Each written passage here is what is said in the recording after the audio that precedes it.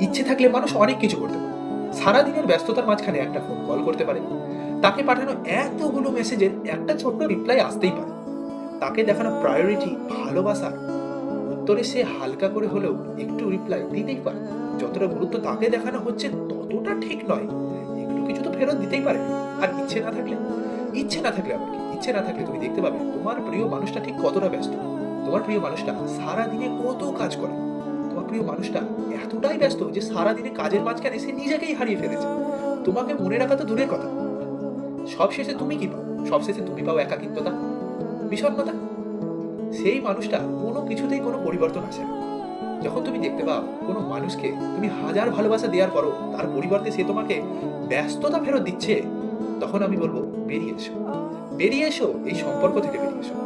এতে তোমারও কিছু ক্ষতি হবে না, আর তারও কিছু ক্ষতি হবে না। চিনতে শেখো, ভালোবাসতে শেখো নিজেকে আর সেই মানুষটাকে।